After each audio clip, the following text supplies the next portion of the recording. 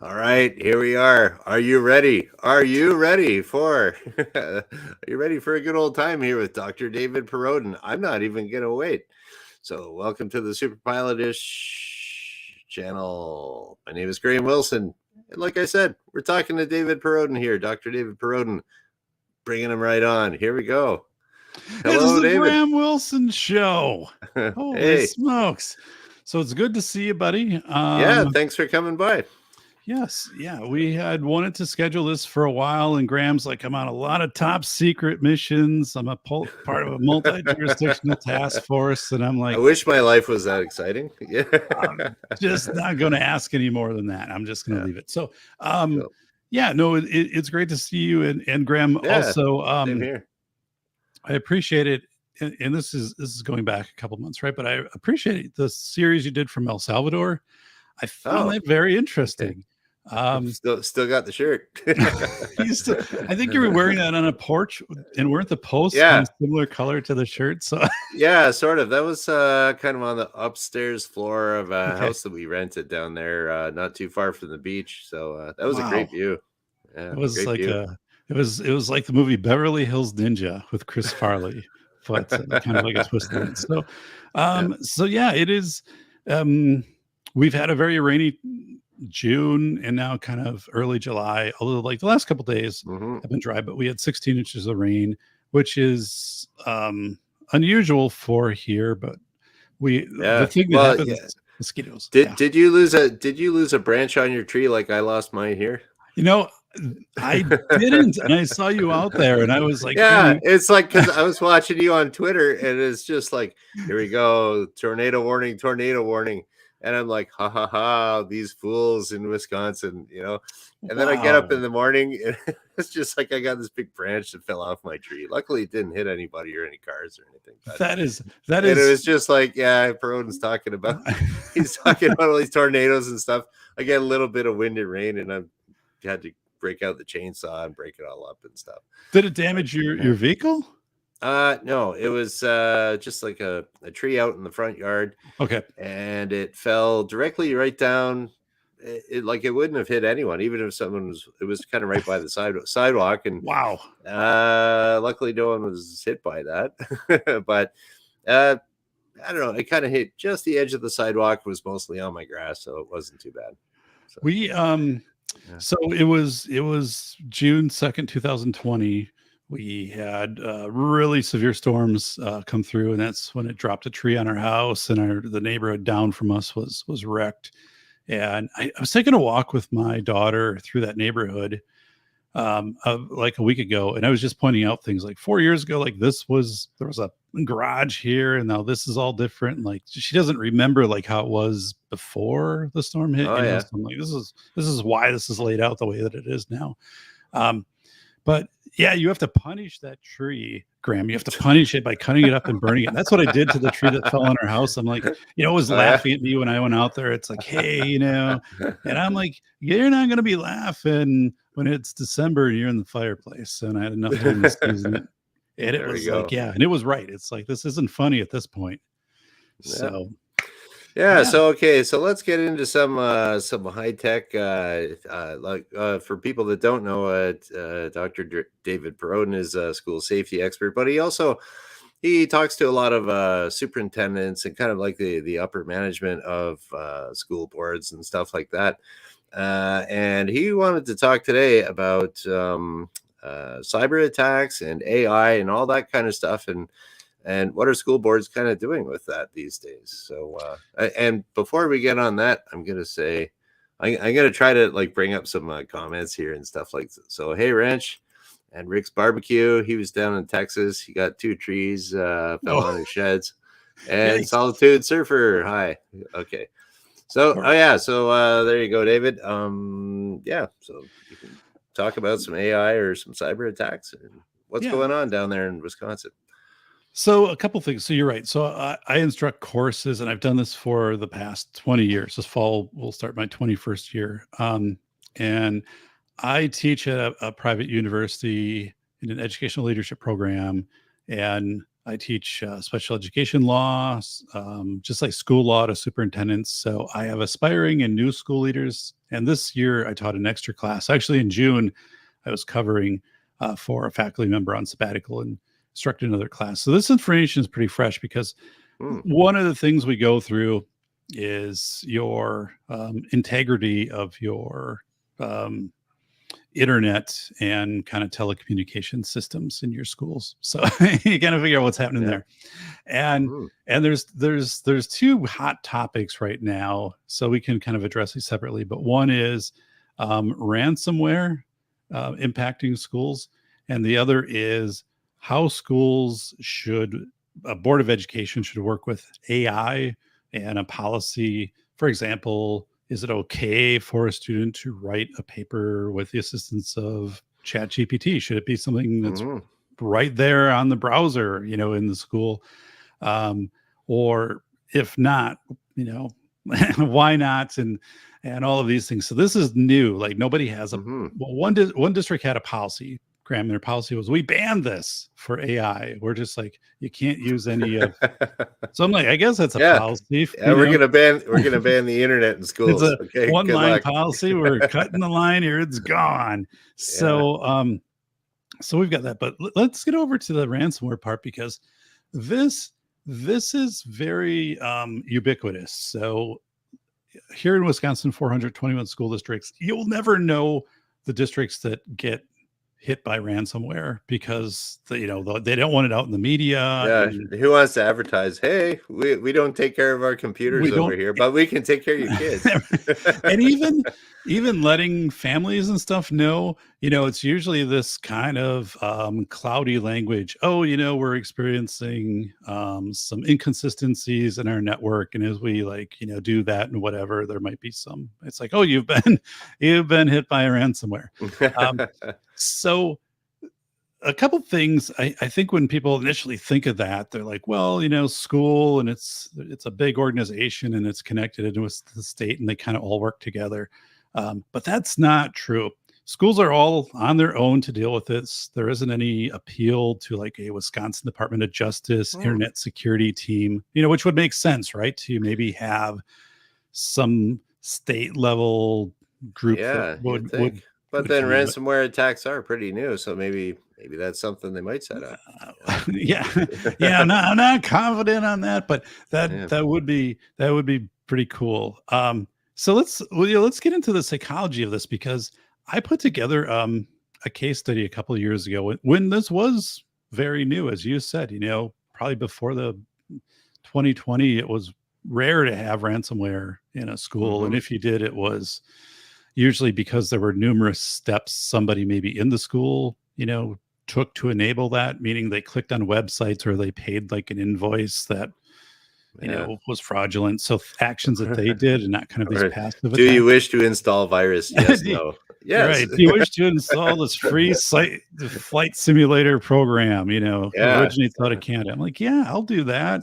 But so what happens, right, is these districts are targeted by these ransomware actors, and then they notify the district. Well, the district doesn't, they know immediately, right? Because their systems, kind of freeze up, and then there's usually some instructions.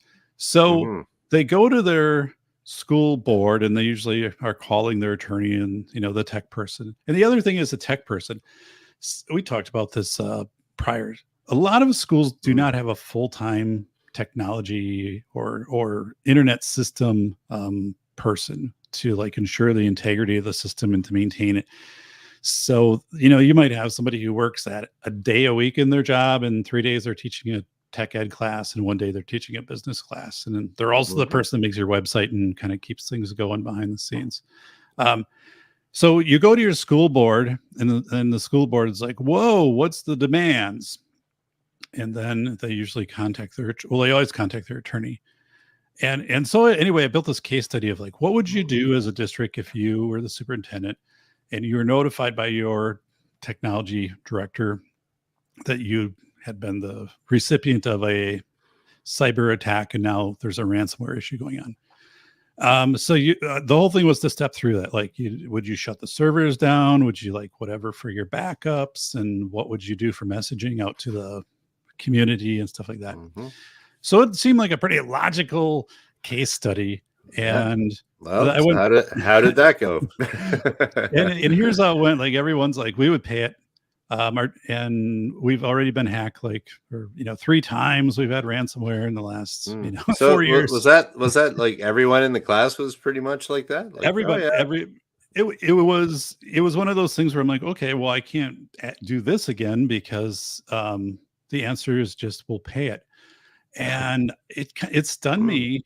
But here's what happens: the Board of Education, schools have insurance, and this is called errors and omissions insurance, which is going up the cost of that significantly in schools.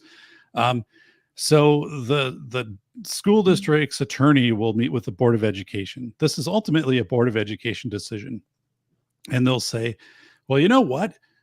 If you don't comply, and they dump all this information of student personal information, social security number, staff, and whatever. Yeah, actually, if it's student information, right, that's pretty confidential. Yeah, especially students with disabilities, right? So you are putting individualized education plan. If you're surfacing that out into public access, they're like, you're in big trouble. And the school board members voted to be in that role. They maybe earn $3,000, $2,000 a year for all the meetings they attend. So they're like, whoa, like, I don't want to deal with this. I don't want to have the chance of personal liability or the board being held, liable for this information coming out and then being on the receiving side of litigation.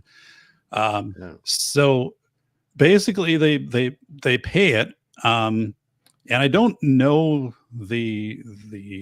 that exact process, because we know it's probably done through some type of cryptocurrency.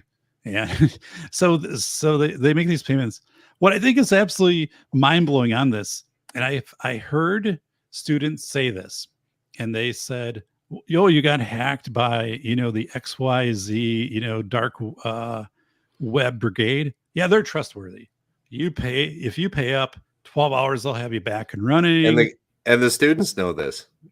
I don't know if what you're saying. The students in my class, who are first year administrators or aspiring administrators. Oh, okay, them. Yeah, okay. They are the ones who are like, it's good you got hacked by them, because they were great to work with when we got things resolved. Like they sent lunch over to us, a fruit basket. Oh, very nice. It was dark really web pizza. Thank you for your business. Logoed materials. They're actually a sponsor on the scoreboard in the gym now. So, but it's crazy because it is this weird liar's dividend, and then the fact that these ransomware entities tend to have a very, very high reliability in keeping their word. Although, of course, like, they have all this data then that they still have, right? So they could do anything with this or resell it or whatever it is. But to restore the systems, if you comply, so that was the thing. Is there's almost this we're talking about Yelp reviews or Google reviews. Like, you'd go on and you go on the dark web, and it's like, oh yeah, they've got a 4.9. They're great to work with. So this is happening, but insurance companies now are coming out and saying to schools, listen, we will cover you up to whatever threshold this number of times, and then you're on your own. And districts don't have a plan to respond to that. Like, there isn't any kind of, outside of hiring additional people and putting more layers around your network. Or how many levels of passwords do you want to put on there for people to use? Two-factor authentication. And then, how does that work when your students have smart devices? So they have Chromebooks that they're taking home and then logging in, and so you have to think, like, those are kind of weak points. At some, you just have so many nodes in the system that like a lot of points of failure then. Right. So that, from that perspective, it's accelerating. One small district, and so I was speaking with the folks in the district. We're talking a small district, so maybe like 300 kids, K-12, a community of 1,000 people, just for reference. They have been ransomware 3 times in like 4 months. And after the third time, they just said, we're going to build like a website on Wix or whatever, some free, and we're going to put up the essential stuff for like, here's who to contact at the district and whatever. And like, that was it. Then they were not putting other access things into their, like download the schedule for the school year. Nope. Like they had nothing. They're just like, here's what we'll do, because every time we put it up, it's vandalized. Here's a picture of our new tree in front of the school. Yeah. So that is really strange. And I think, I also think it's become so much the operating procedure for schools to just pay this, that at some point the schools won't have the funds to pay this. They pay it out of fund balance, or like the insurance company kicks in part of it. And then, so I don't know. I think this is kind of a sweet spot in things right now. But I think it's going to force some districts to say, like, we don't have this. Well, then take out a loan. Well, it's not that easy for a district to do things, like that. So, yeah, that's a pretty big issue there. Actually, I'm gonna bring up Wrench. One of our regulars here was saying that he's in Kansas City. Whoa! And I think 2 hacked hospitals here in Kansas City just now paid quietly, tried to keep off the news, shuts down the whole hospital for a couple of days. And I was talking to David before this about, we had our hospital here in Windsor. There was a ransomware attack there, and it was down for quite a while. I don't think they got it back up fully running for like about a month, actually. So wow. I'm not sure. They probably didn't pay, and I think they were just restoring backups of backups of backups of backups. Right. But you're down for, it was it was really, really disruptive for a couple months till they could get everything backed up again. Or do you pay $1 million and they turn it back on for you?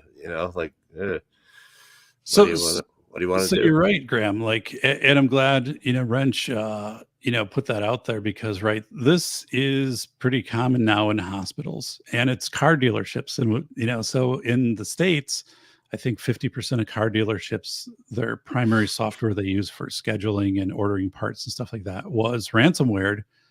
And that's been in effect now for several weeks. So they're doing the same thing of writing down on paper, their invoices and their orders and things like this, which eventually that will have to be entered into their system when it's restored. But, but yeah, it is, schools are very, very unprepared for this. And again, the question I ask is, so what are you doing to mitigate this? And the answer typically is not really anything, because they also see this as the state should be jumping in and doing, again, maybe some Department of Justice. So there's some router, right, that maybe everything comes through Madison, or it could be a case of, oh, that's not my responsibility, it's their responsibility. Oh, it's not my responsibility. It's like, who's in charge? It could be something like that. And it is new territory too. Who is in charge of it? And I honestly couldn't answer the who's in charge. So yeah, it's and the more stuff too that schools do with remote meetings, the number of Zoom meetings and Google Meets and things like that, where they're holding, especially for students with disabilities, where the parent can access from home, like that stuff kind of all gets shut down too. So have you noticed that's picked up a lot more in the last few years? Like more, Zoom meetings. So I guess that's the world just kind of changed into Zoom meetings land. Whatever it has, yeah. And most of what I do consulting, well, not pretty much all of it now is through Zoom, Wisconsin and California, but not.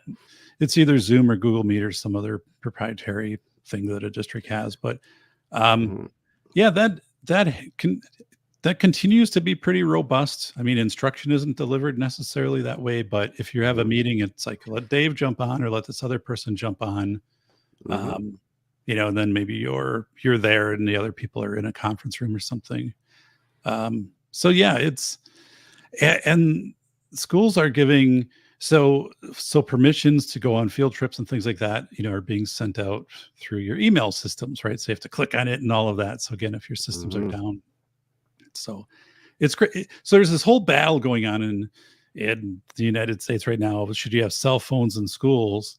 And my thought on that is yes, because if these systems get interrupted or if there is a safety event now, we've just become so familiar with the cell phone and kind of an extension that to take that away from people, I think, is asking them to work kind of in an artificial environment versus like maybe some rules of like, there's certain things you can't do in school with a phone. And I know it's more complex than that, but some districts are trying to like ban phones in schools. And I'm just like, it's just a uninformed bad move to do that.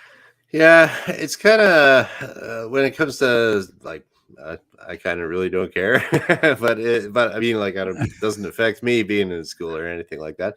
But I mean, I know people with kids and stuff like that where the parents they love keeping track of their kids on their phone. Oh yeah, I can tell they're in class. Oh, they're out playing in the backyard. Uh, when we were kids, we just did whatever we want. We weren't tracked. Right.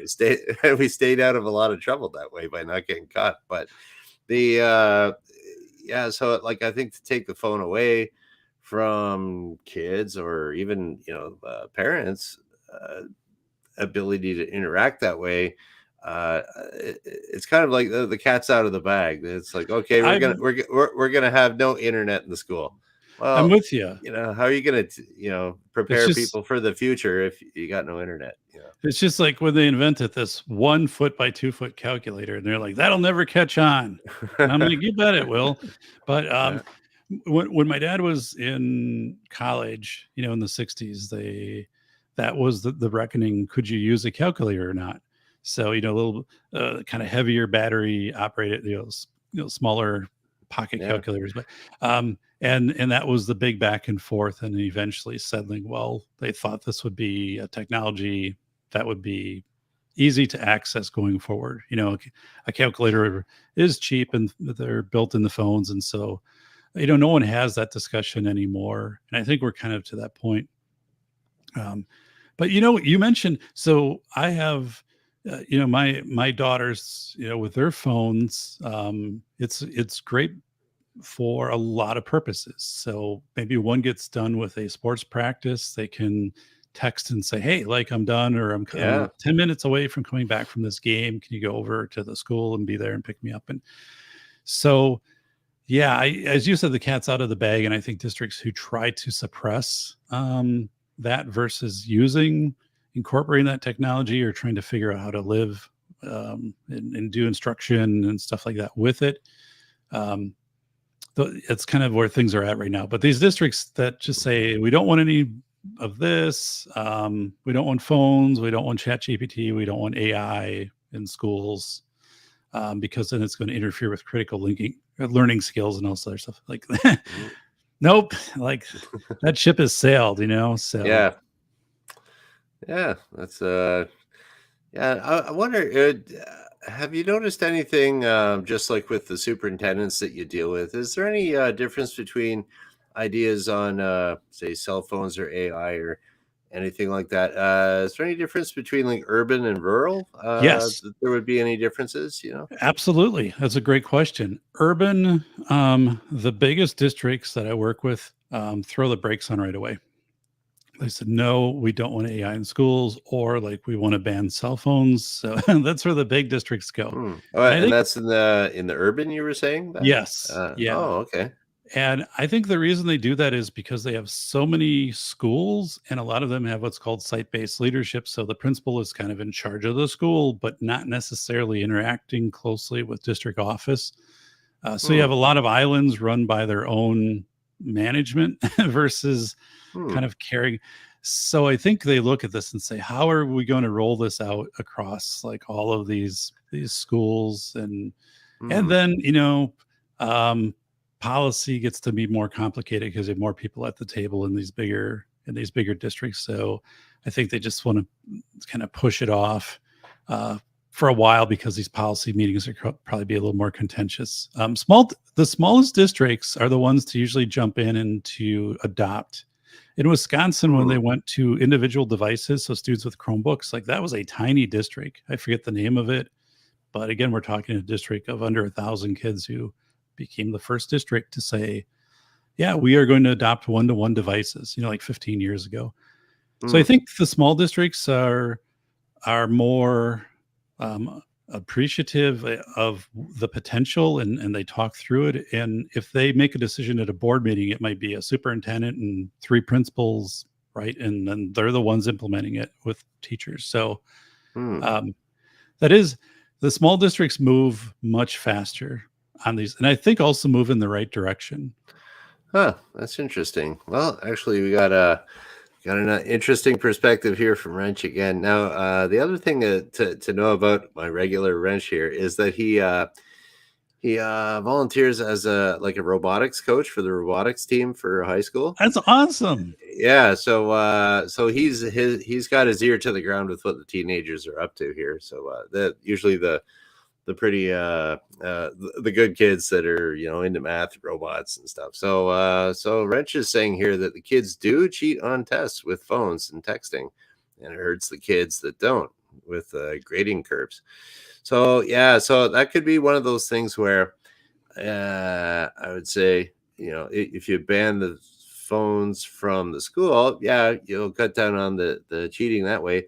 But you could also have them there and say, okay, kids, it's exam time. Put your phones at the front of the put your phone up here in your designated phone shelf at the front of the classroom. Time to do your test, something like that. But yeah, that could be just kind of like an individual, I don't know, policy or rules of the classroom or whatever you want to call that. I'm not a teacher. I forget the name of it.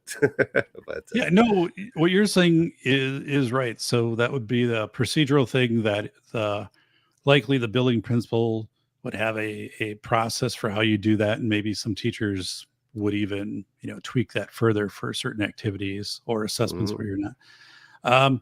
So Wrench, it makes a terrific point, because also when I teach at the university level, I went through my each syllabus and examined assignments and asked myself, I asked myself, and then I had ChatGPT over here on a screen to the right, and I'm like, could I respond to this by just like throwing some prompts in? And I found some of my assignments that I could do that, right? So you have, as a professor, you kind of start off with some more like holistic assignments to try to get people on the same page, and then you kind of work in. I do a lot of case study things, and we actually do that in class. And but let's go back. Like, so what is a vision of learning? Like, what does that mean to you? And it might sound corny, because it's like, well, but a vision is that people are going to be asked this. If you're a school leader, they're going to say, what's your vision for this district? And you're like, well, I never thought about before, except that class with Dr. Perrodin. So I'm like, how would you answer that? So then, to be honest, I put it in, and ChatGPT created a pretty decent response. Now, one thing ChatGPT will not do well is to cite. So if I'm like, give me 3 studies about, like the positive effect of pilots on their community, they're like, only 3? There's millions out there. You got to narrow it down. But it doesn't do the citations well. So, but there are things where I have made adjustments, and even the in-class stuff that we do, people kind of break off in the groups and the case study. And you could type in and put kind of the scenario in and get some information. I would say professionally, like people at the administrative level probably aren't going to do that. But what it does though, Graham, is I think this opens the door to some new ways of teaching, or to embrace ways of teaching that aren't very widespread. What I mean is, can you create something through Thingiverse and modify it to demonstrate like your understanding of this, right? Can you do like a YouTube video, so you're demonstrating, or like some kind of a video presentation that you're demonstrating the understanding of this, and make it 3 minutes. And then you can even like ramp that up into like a competition, like, between kids, and just have a rubric that you're demonstrating understanding. It's kind of like the days we used to make the diorama to like say like, this is what this used to be like.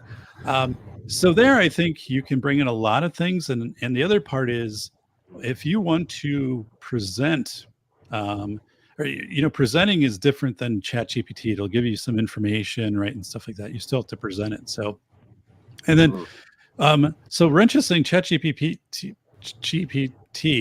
makes stuff up sometimes. That is true, because I actually researched some things like, what are some books that David Perrodin wrote, and it had books linked in the safety topic that safety field I never wrote, and Really? they didn't exist. They weren't out there. So we also like, where is ChatGPT getting the content? So here's how I think ChatGPT, or if we say some type of equivalent to that, if you're roughing something out and you have the ideas and everything, and you have that draft, I think it's perfectly fine to take that draft and type in improve this, and then put it in and see, the improved grammar and the flow and the structure, because like, as someone who's written a few books, that took a lot of time for me, a lot of time to work on things like that. So I don't think it compromises the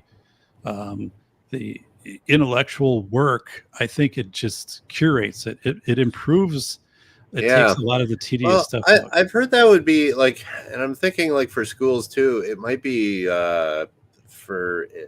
because I know people that have worked with computers and stuff, and they can say, okay, write me a Python script that will give me a field for name, address, phone number, and it will work on Windows or something. And boom, it just prints up like the guts of it.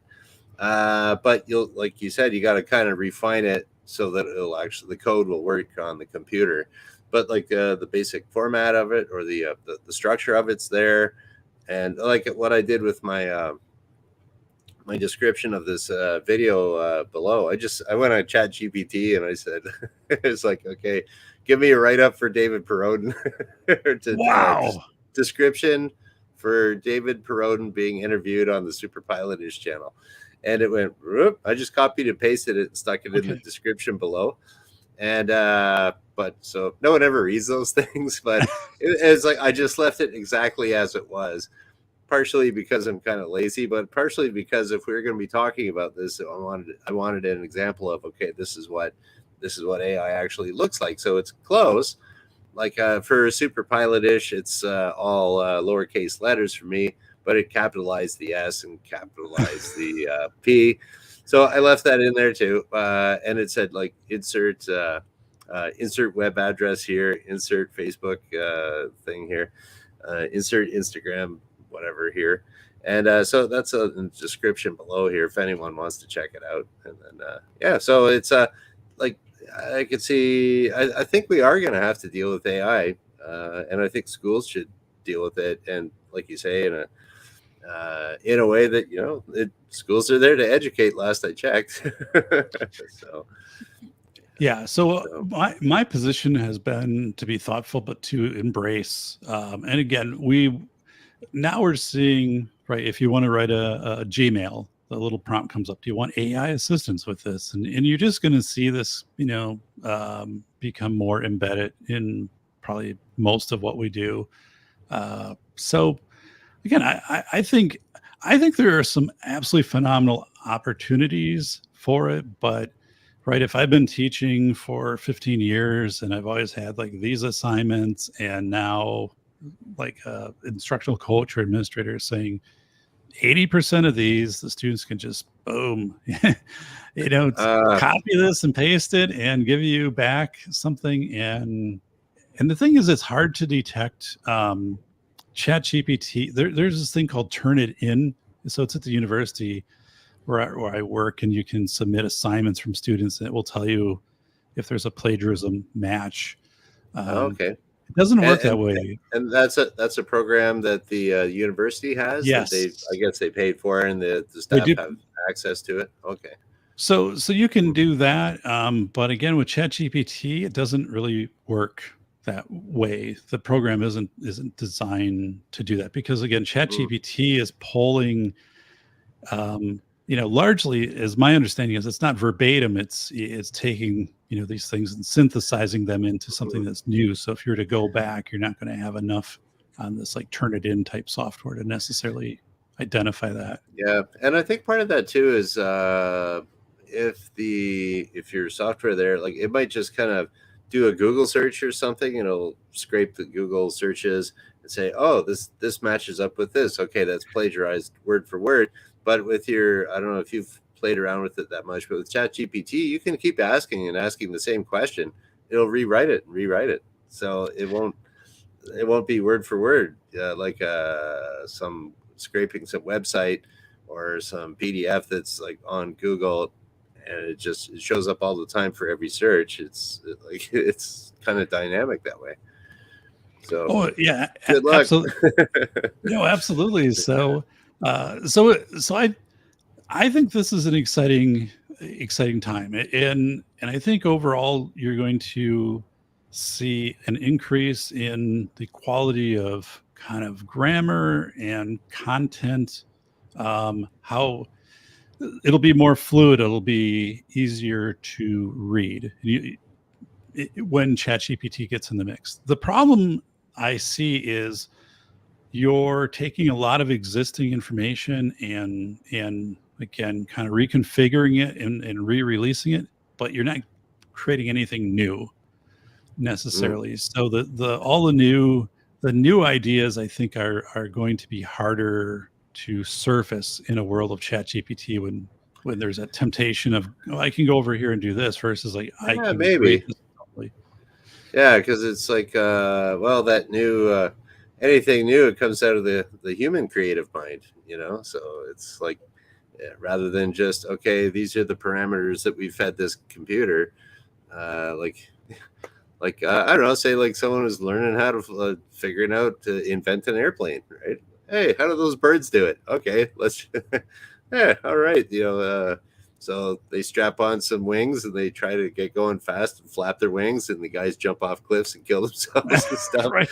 But then eventually they kind of figure it all out, and there we go. So it took a little creativity to, Chat GPT. I don't know if Chat GPT could figure out, well, birds fly, so we can fly like that. Would Chat GPT be able to say, okay, that ain't gonna work? Let's go. Let's talk to these guys down in Dayton, Ohio, that have a bicycle shop. We'll ask those guys. So Yeah, that's an interesting take too, because I've never experienced where ChatGPT has come back with a response of saying like, here are experts in this area if you want to learn more, right? Or like to because it always has the answer. It every time I've used it, it's never come back and said, well, you know what, like call Graham Wilson or something like that. But yeah, exactly. so that's kind of an interesting thing. It's like, you obviously didn't read School of Errors, LOL. Oh my goodness. So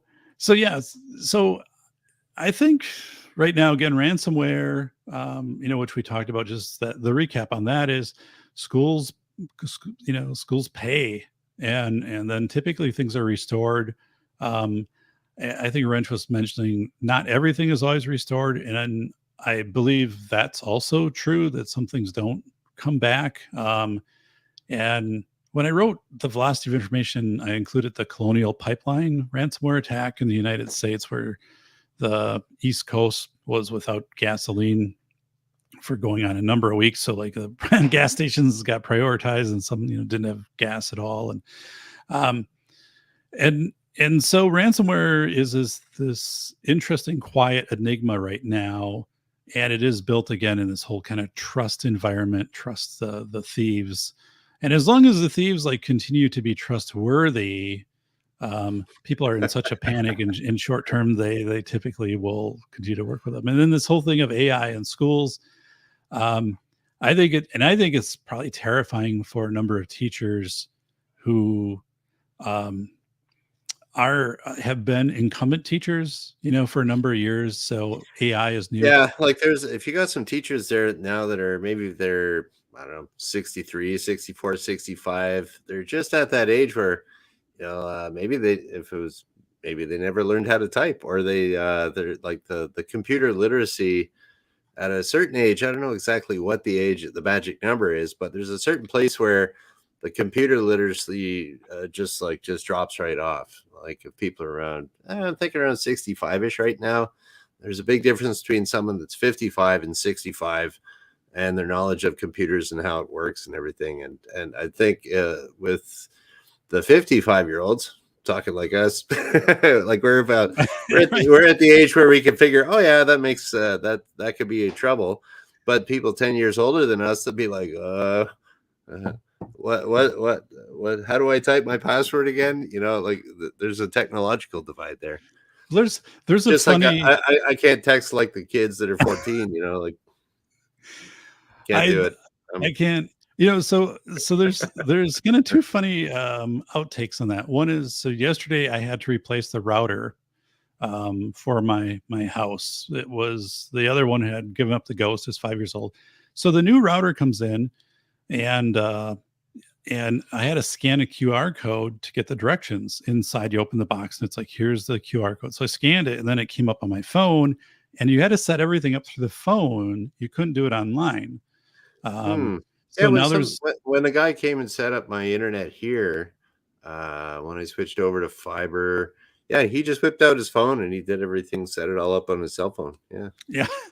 So now I have an app, and it's pretty cool because you can just test from wherever you're at. And you can mark the location, like outside the garage or in the kitchen, and it'll give you like your speeds and stuff. So I was just like, well, oh, really? Oh, yeah, that's pretty cool. I was like, I'm pretty impressed. So something else that, we talk about, that curve with computers and things like that at the university. So this past fall, I'm typically teaching in a room in a building that's 120 years old. It's a beautiful building, outstanding woodwork and ornate, and just a gem.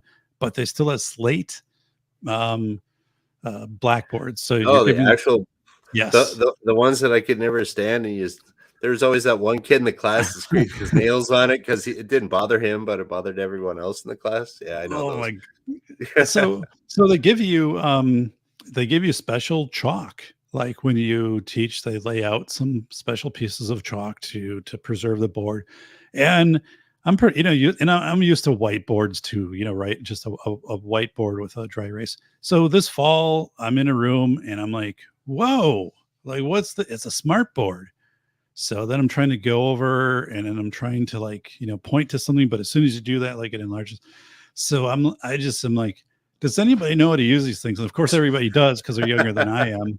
And they're like, go down there and do this and do this. And then, but it was just this moment where I'm like, oh no, you put me in a technology updated room.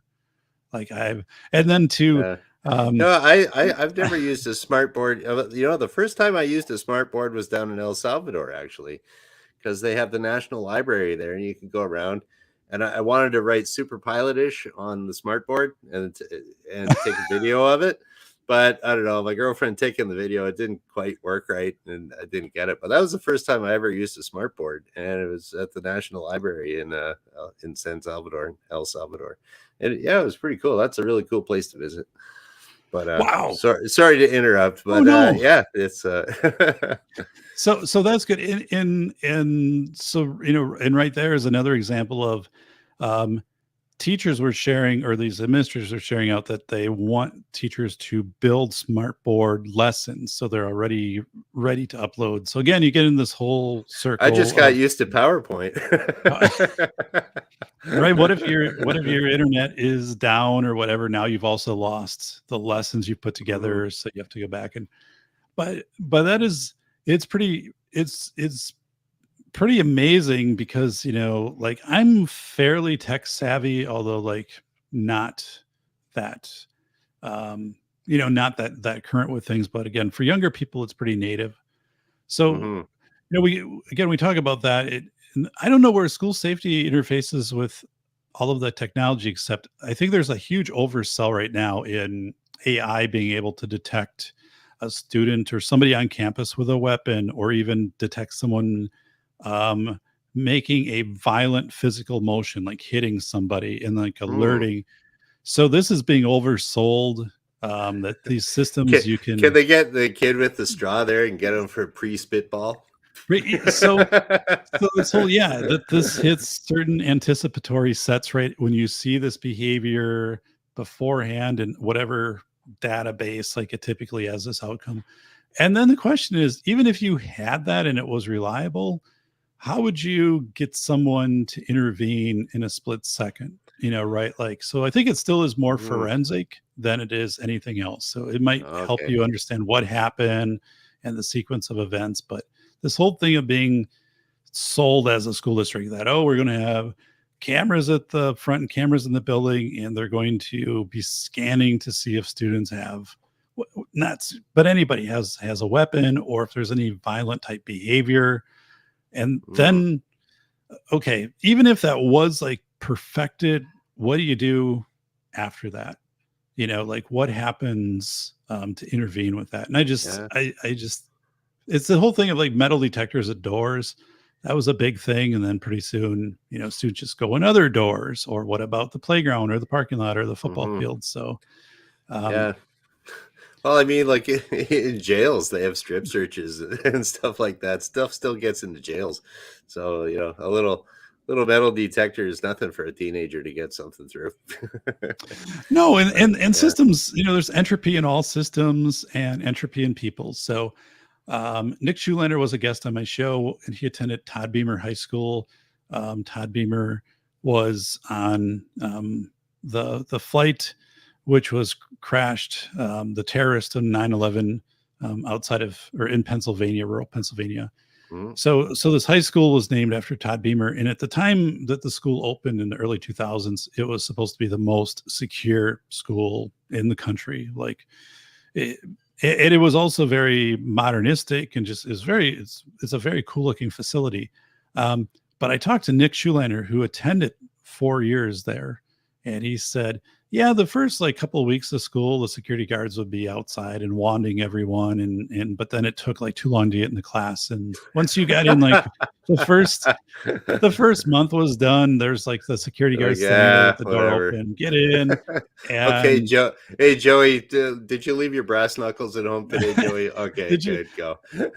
and he said, they still had things going on. I mean, it wasn't necessarily guns, but it would be, fights and kids sneaking off. He showed me like, here's the map of like, and Yeah, here's the football kids will field, be and kids. kids would Yeah. go in would smoke weed over here in the forest. And I'm like, geez. So these systems all, fatigue. And that's another thing where I think people have to be realistic, in if they think AI is going to make them safer. So, so Mm, Graham, and kind of one maybe last pivot here is I think there's an interesting time in school safety right now because um, you had, so 20 years ago, so the Individuals with Disability Education Act, and that's for students with disabilities, are about 15% of students in the United States are students with disabilities. So that could be autism, learning disability, speech, orthopedic, um,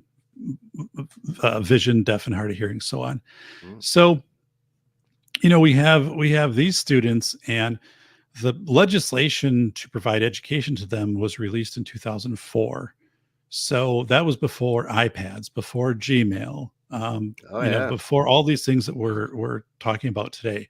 You wouldn't even imagine kind of like a Chat GPT yeah. I back don't. then. 2004. I don't think the iPhone was even out yet. It Correct. It was wasn't out. right around there. Yeah. So I actually do in class where I'm like, you're working with a very old piece of legislation, and it's kind of like a boat that gets barnacles on it. Like no one has either scraped the barnacles off, or no one has just said it's time to build a new boat. So this whole thing is, I think there's some really exciting opportunities for supporting students with disabilities. For example, a service animal, right? So some schools, a student arrives and they have a service animal with them. Um, I think it's going to be in the next 3 to 5 years. It won't be a service dog; it'll be a service robot. And what I mean by that is, you look at the Boston We're Dynamics. getting way into the future now, but I don't think it is way in the future though, yeah, because it's like not too far away, probably. if the purpose, let's say, of the robotic dog is to carry the student's backpack and maybe to Yeah, go sure. into a position where it can open a door, or it can position itself next to the student in case they're having a seizure and they're going to fall. So a lot of things like a traditional Yeah, um, guide, not necessarily a guide dog, a service dog would do. You yeah. could create, and there's this thing called Elliq right now, Elliq, and it's kind of like an Alexa type thing, but it's tailored for largely like older people or people with kind of early onsetting dementia to like do conversations and kind of to try to do this quasi human peer relationship thing. I know that's like a real slippery slope and stuff, and I'm not necessarily going with that, but I'm going to have a case study this fall of, a parent brings in this robotic, dog, and they're working with a company, that upstart that's doing this type of thing, and it provides these services to this student. Would you allow it in school or not? And maybe it has to connect Mm. to your Wi-Fi network, right, in order for it to Oh, um, yeah. So work. So geolocate or whatever. Yeah. maybe it has to do that to Huh. geolocate. And so, like, what do you do?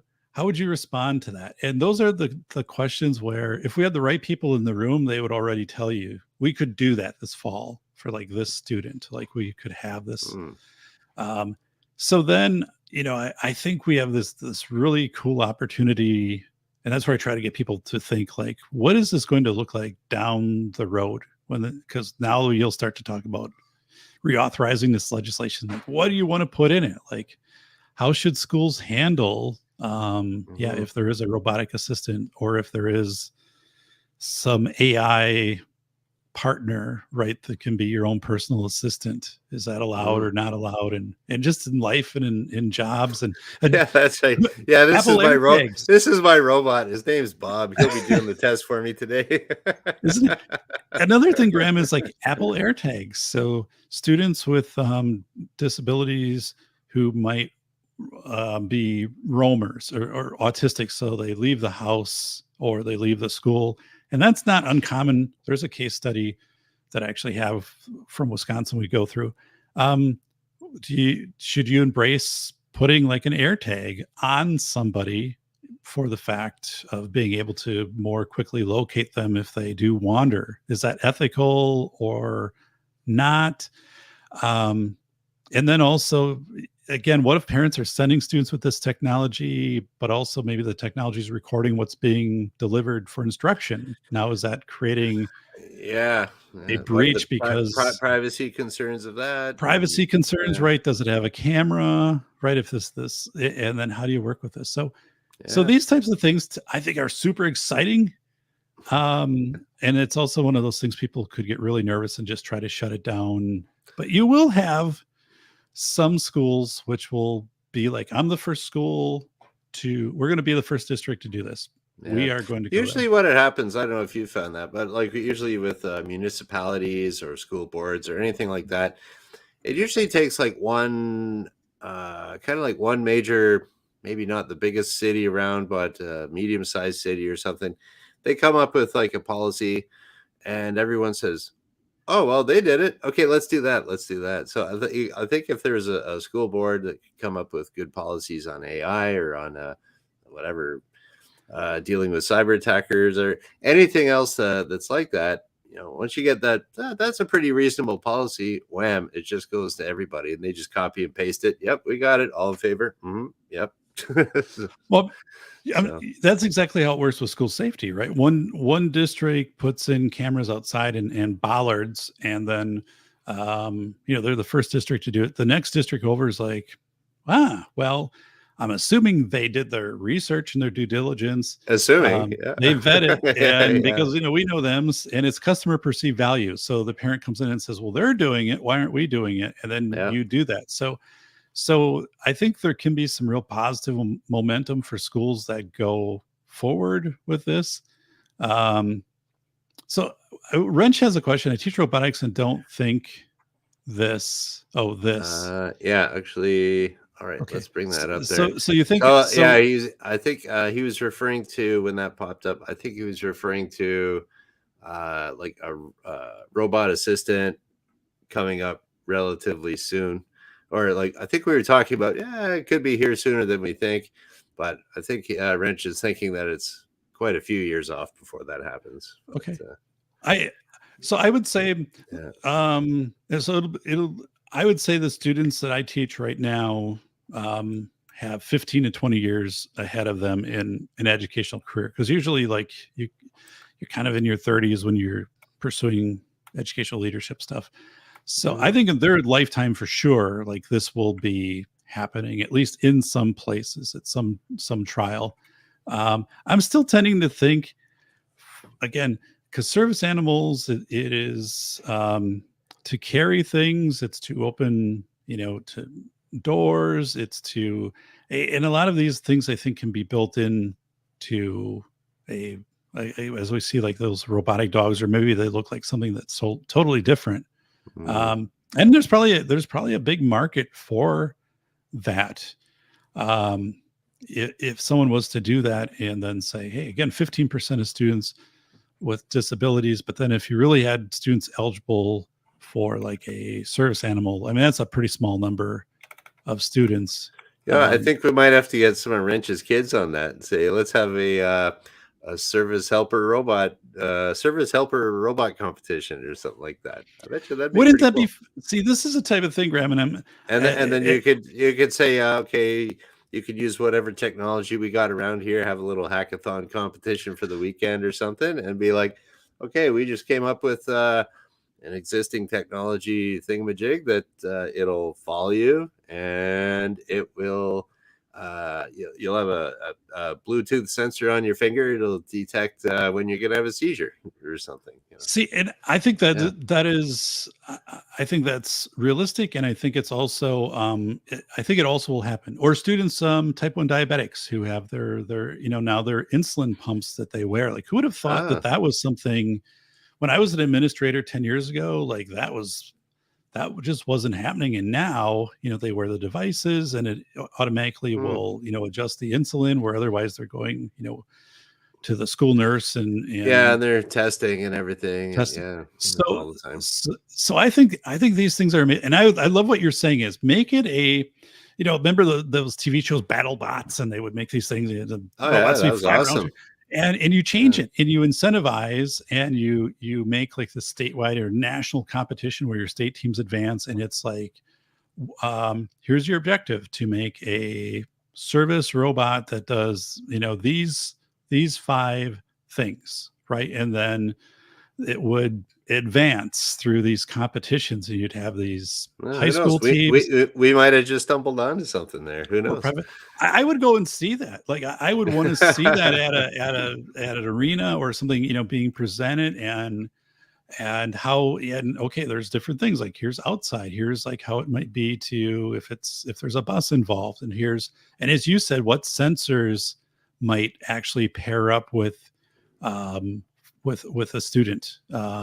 So there's this whole HIPAA FERPA thing that you'd have to kind of get through too. But I think there is some awesomeness in this. It's kind of like if let's say you're an elderly person and you can no longer drive because of your reflexes or just vision or whatever, you're unable to drive anymore. Well, a self-driving car for you now creates this whole other world of opportunity, definitely. or extends this world. And I think it can be kind of the same thing in some specialized cases, and let people go bananas with this, the Thingiverse, and boom. Sure.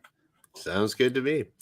Well, okay, I'm going to bring up one more thing here that Wrench brought up. So he went into ChatGPT and said that SuperPilotish is an online persona.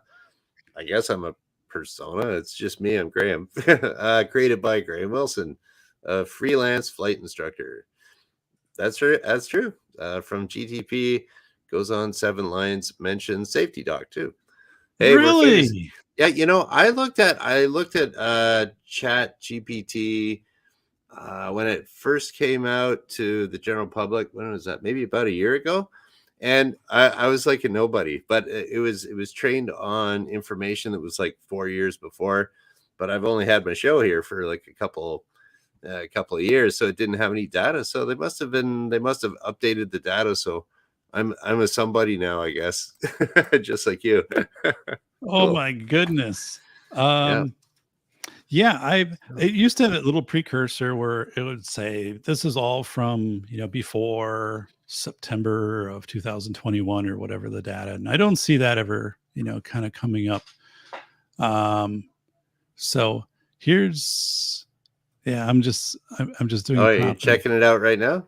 So Cool. it just says Graham Wilson is an international star renowned for his exceptional talent, unique charisma that have captivated audience worldwide. His Oh, meteoric wow. rise to fame That's has been driven by his unwavering dedication, unparalleled skill. Well, it's all accurate. That's yeah. 100%, Graham. And like right on the nose, specific, not general at all. Right. Exactly tailored to me and no one else in the world. That's pretty good. That is crazy stuff. Yeah. Well, as we end here, I have published 2 books, Yeah. The Velocity of Information, and this is Human Thinking During Chaotic Times. And what I did is I also wrote this in vivo in 2020. So it's a fascinating book that has 12 interviews. Yeah. I listened to the audiobook myself. Very good. Cool. Yeah. Audiobook is out there, narrated by Ben Hawk. And then School of Errors was released in 2019. And I consider this the most honest book written about the $3 billion school safety industry. That one I bought and read. So okay. Yeah. They're both good reads, everybody. So yeah. Yeah. So I'm glad that those are out there and helping people. So well, Graham, again, I appreciate your show, and I've seen your channel grow, which it's well deserved. I appreciate when you go on site when you're out at the airports, and you've been trying. I've been experimenting here and there with this and that, so I like it. I do, and I again thanks the El Salvador kind of special and your dedication to your channel, and so I do appreciate. I appreciate you coming on here, David. So, all right, Graham Wilson. Good. I will let you go here. I'll say, don't disappear. I'll talk to you a little bit after there, David. And yeah, so we'll just kind of wrap it up here. And okay, we'll catch you in a little bit, David. Okay. Okay, so there's about an hour show here. That's pretty good. And yeah, I just thought I'd wrap this up. So today is Friday. So everyone have a okay, one last thing here from Rich. The robot game is a national competition. First robotics, 600 teams in Houston in April. 150-pound robot that's faster than you can run. 6 on a field the size of a basketball court. There we go. And yeah, everyone else, thanks for showing up. And today's Friday, so I'll be back on Monday, because I do this Monday, Wednesday, Friday at noon Eastern. And you guys have a great weekend, and thank you for watching. Bye.